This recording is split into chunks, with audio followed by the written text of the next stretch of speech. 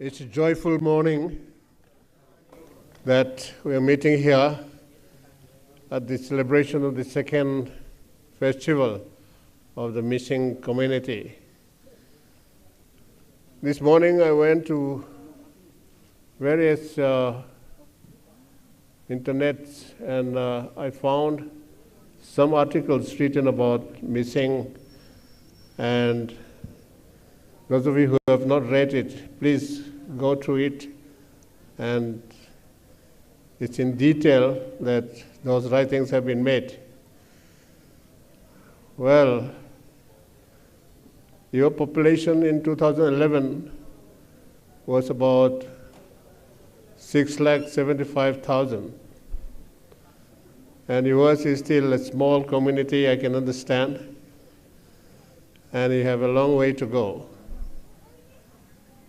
It is a very important move on your part to know one another and proceed towards development, all-round development in the coming days. Compared to the Mizo people, Mirings are yet to see more places, more things, and do more things, and achieve more things in the days to come. For that, I would recommend that each one of you, wherever you work, should work very hard and be recognized by the country as your fellow tribes in the Northeast have been recognized in most of the places.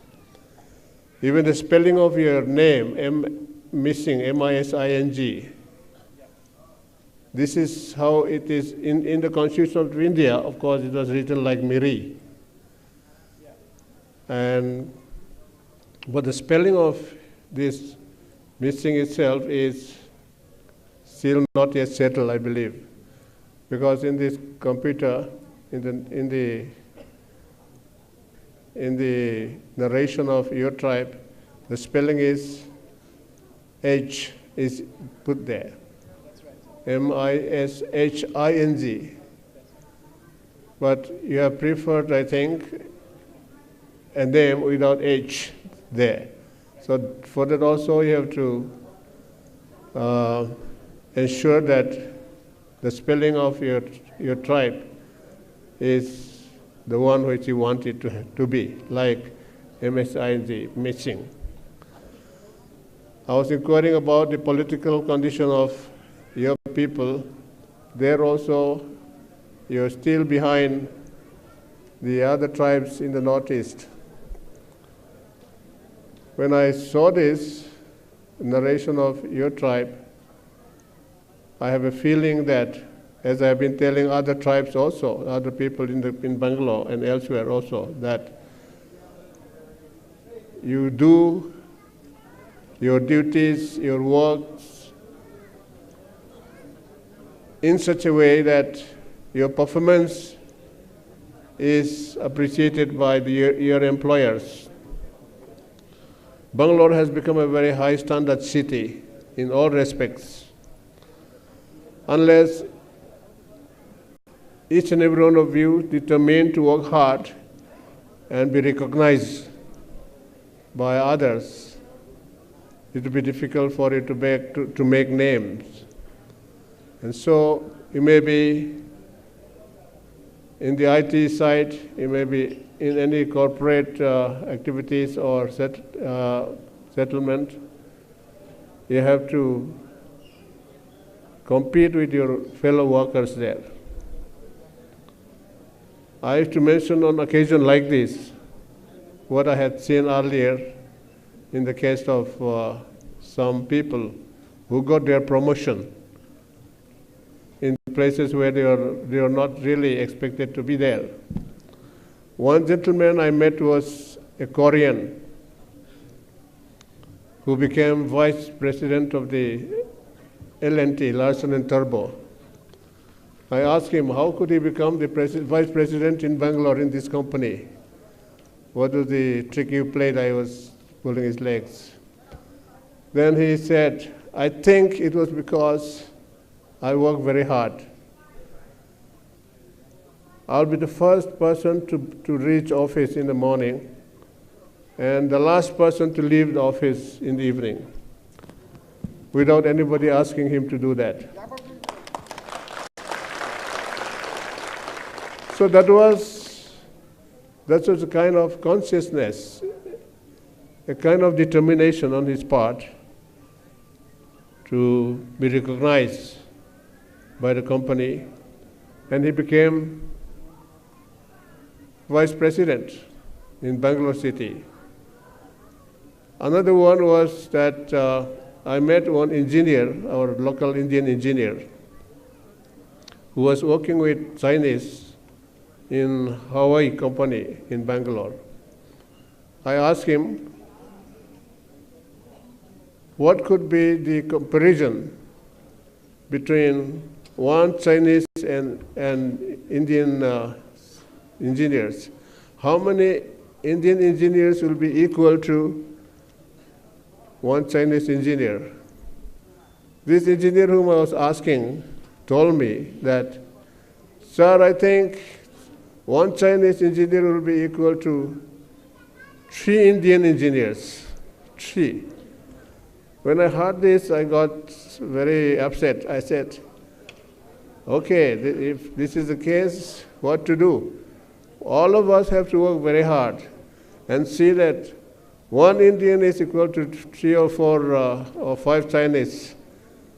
This kind of encouragement, this kind of attempt on our part, Indians, have to be there always so that our performance, the quality of work that we do will be recognized by the whole world. Of course, it is a fact that our Indian engineers and doctors and other specialists, wherever they are in foreign countries, they do very well. They work very hard. They have become toppers, even in schools and colleges. But when we are at home here in India, we have a tendency to be easygoing, and we don't seem to work very hard. So today, all the Meering boys and girls, this is my appeal to you, to take your community or your tribe very high up in the world, in all fields. There is no shortcut.